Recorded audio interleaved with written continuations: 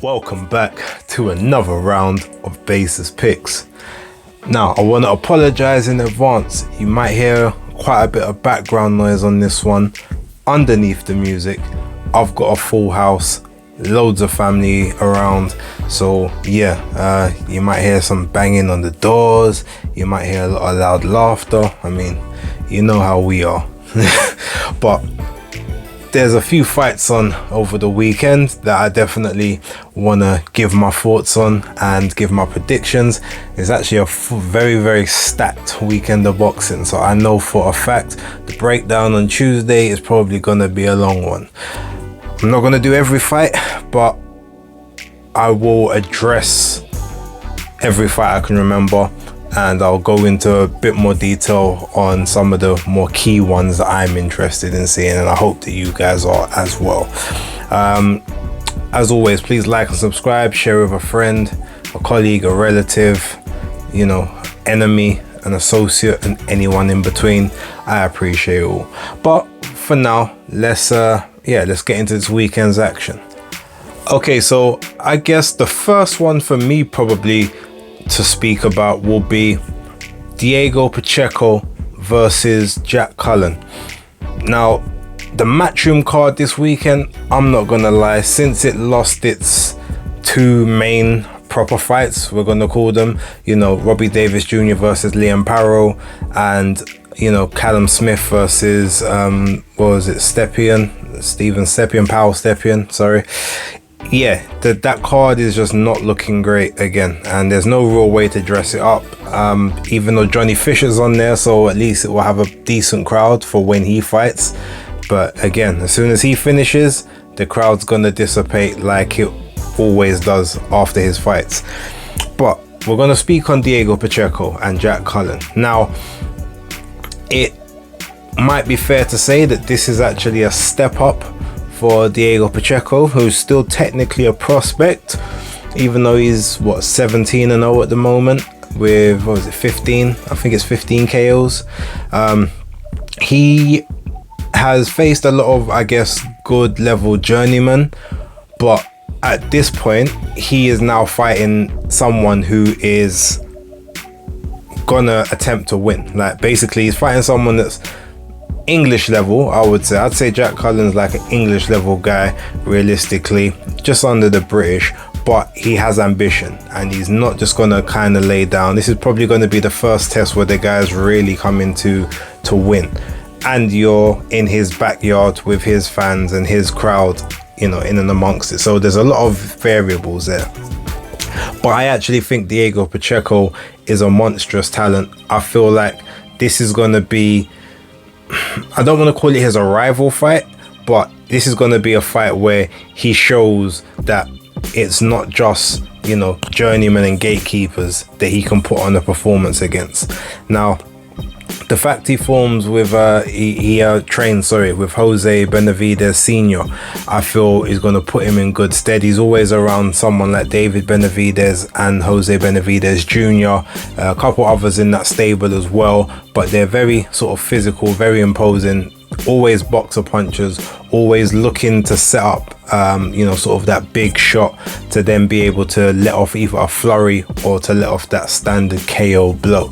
And in this fight, I feel like because Jack Cullen is not going to box in the typical sense, I don't think he's going to try and look to control distance, control space, and control tempo, try and box behind his jab and then set things up and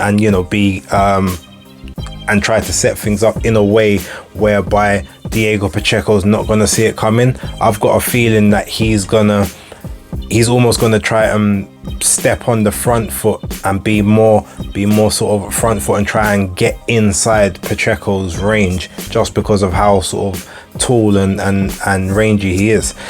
That in itself, I think, will probably be his undoing, because even though he's game and he's tough, I think Diego will time him on his way in. That backhand is gonna land. I'm not sure how consistent, but if the fight goes longer than 4 or 5 rounds, then that backhand is definitely going to start coming into play.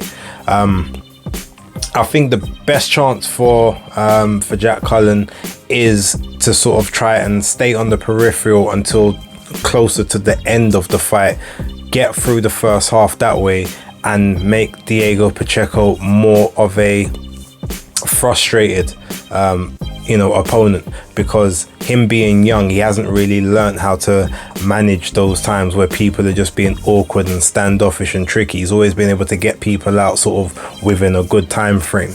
So you have to kind of frustrate him, and then you have to start walking him onto shots, and once his hands are down, or once he's starting to look for things that aren't really there. And I feel that's Jack's best method for victory. Unfortunately, I don't think he's going to get there. I think this fight ends within 6 rounds. I'm going to predict the 5th. And I think it's going to be by a very bad stoppage on behalf of Diego Pacheco.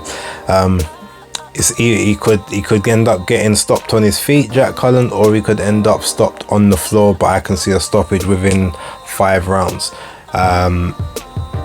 But let's see what happens. But yeah, that's all I'm going to talk about in the Matchroom cards, because yeah, outside of that, I don't know Robbie Davis Jr.'s new opponent enough to be able to make any real prediction on that, but good luck to Robbie anyway. But yeah, let's move over to the Boxxer French collaboration, I suppose we're going to call it. Okay, so the Boxxer card now. There's 3 fights on this card that I've got an interest in. The first one being Lauren Price versus I know her surname's Mans. I can't remember what her first name is. Is it Vivian Mans? If that's wrong, apologies. I'll adjust it on screen. But yeah, essentially I think that Lauren Price in this one is gonna be too big, too quick. Lauren is a person that could feasibly move up to middleweight at some point in her career. She's definitely big enough to sort of be in and around those weights. Speed advantage. I won't say she's necessarily got the power advantage, but she's got the snap. Like she pulls her punches back a lot quicker than Mans does. So I feel like she'll be able to catch her in between shots, as well as being first and being last in exchanges.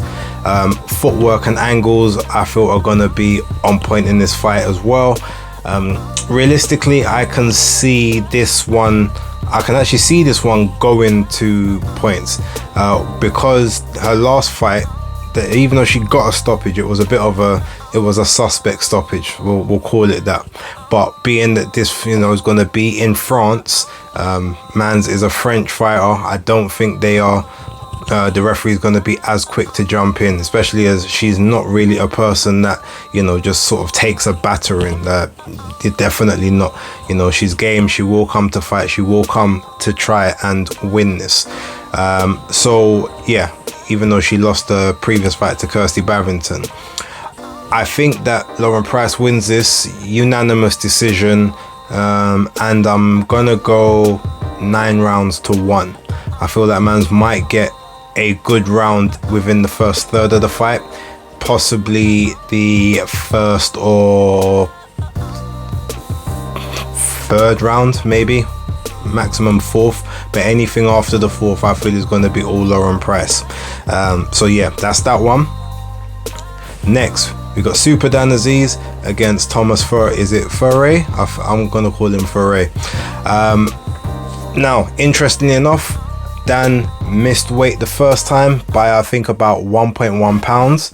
Had to come back after 2 hours, to make weight. So that's 2 hours less that he had to rehydrate, get himself back, sort of back up to par, and that in itself could play a bit of an effect. It would be interesting to know why he missed weight. Like, was he just over? Was it, traveling between the countries? Did he miscalculate the food he was eating on that side? Maybe being different portions, different textures and richness. What was the situation? But I feel that based on Dan's base style, From what I've seen of Fury, I believe he kind of tries to be more of a boxer than anything else, which is what plays into Dan's hands, because he's going to try and control space and control distance.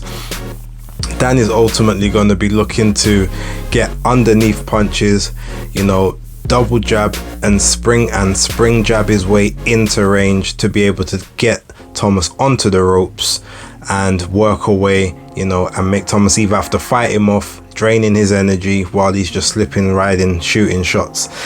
Now, I do think with this, you know, with the weight issue, he might take a bit longer to get into gear.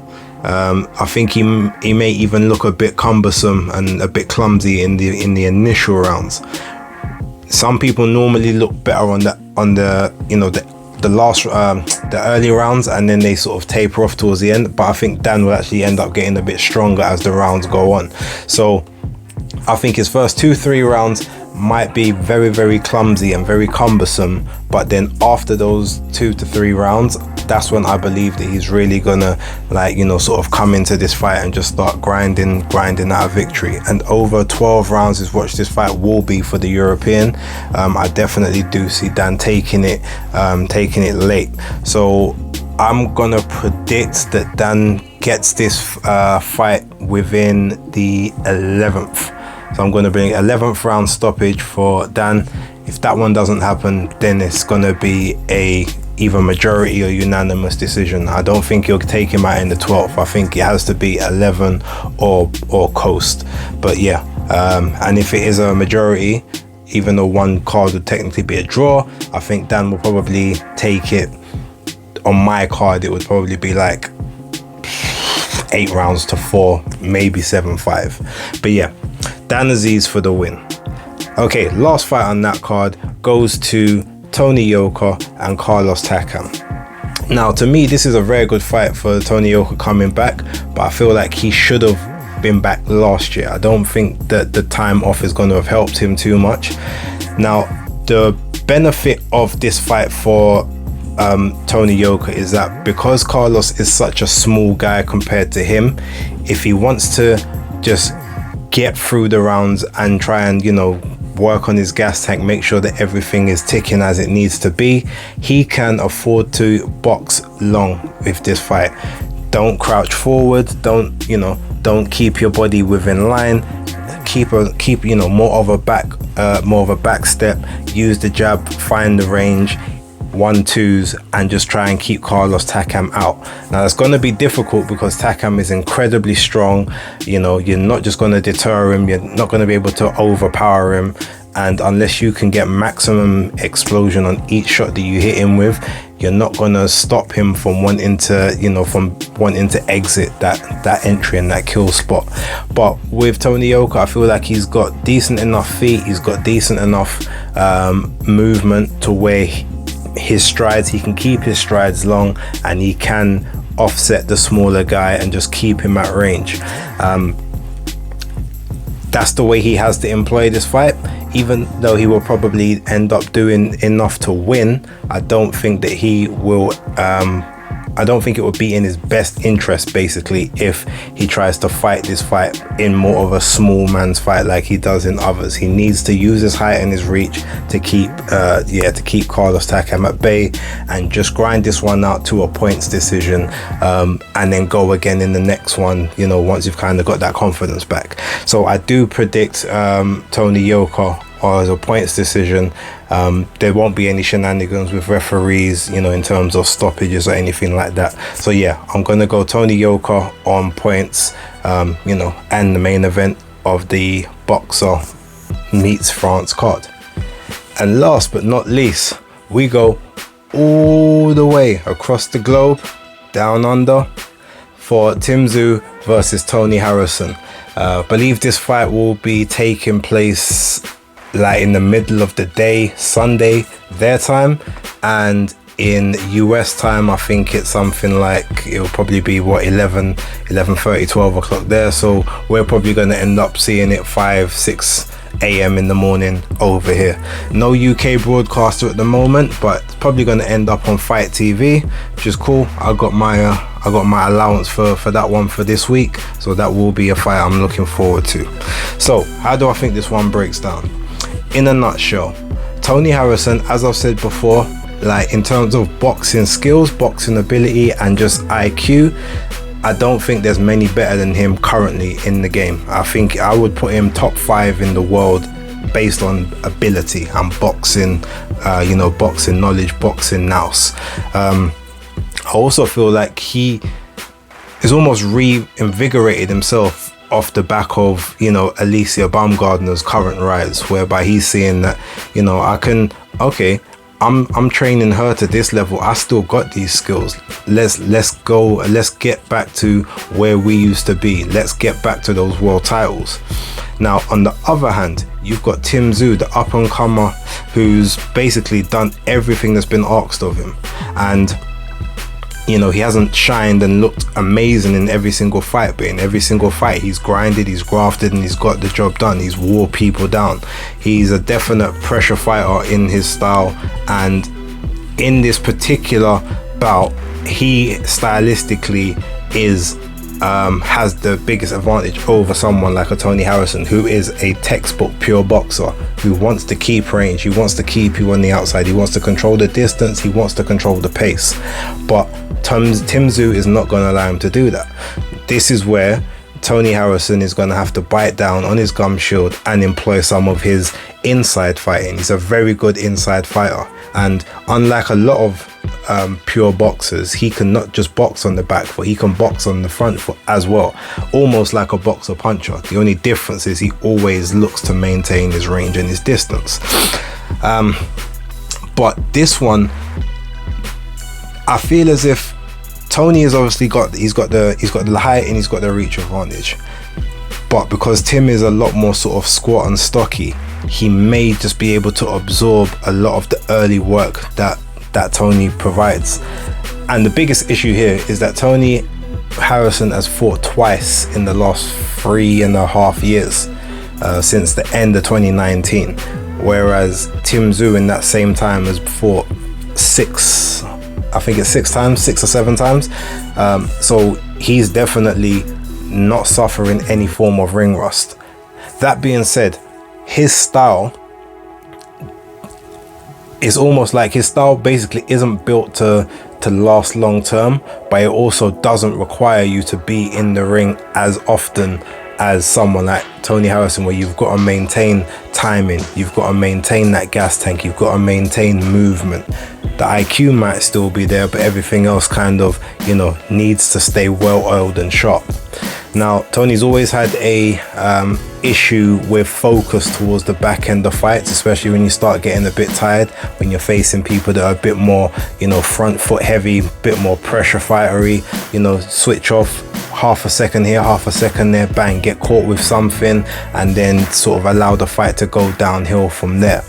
But I truly believe in this particular fight here,